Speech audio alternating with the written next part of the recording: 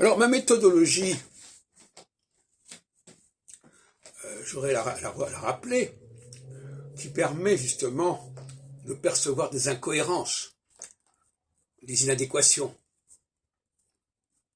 Si on prend Ptolémée, on s'aperçoit que d'une part, il s'intéresse aux termes, aux décans. Et on attribue notamment aux termes, sur lesquels j'ai beaucoup travaillé, notamment pour l'ouvrage que j'ai consacré à Abraham ibn Ezra, eh bien, en 77, eh bien, les termes, ils sont au nombre de 5. Pourquoi 5?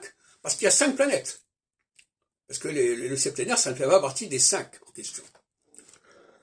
Et quand on lit Manilius, d'ailleurs, il le distingue très clairement.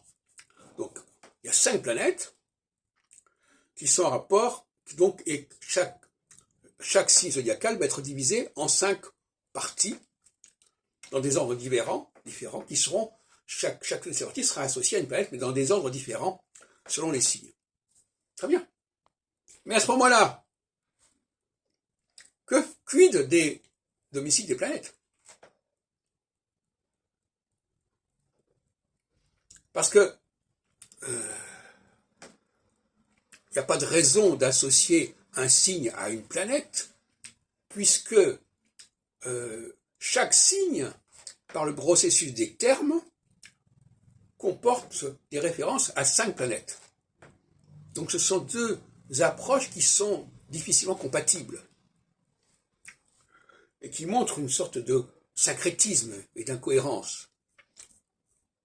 D'autre part, je ne cesserai de rappeler, s'il y a 5 et non pas 7, c'est qu'il y a 2 facteurs qui ne sont pas du même ordre. Ce que Manilius d'ailleurs explique assez clairement. Donc ces 2 facteurs qui ne sont pas du même ordre, c'est-à-dire qu'ils ne sont pas signalés parmi les 5 termes de chaque signe, eh bien, sont les facteurs mobiles, justement.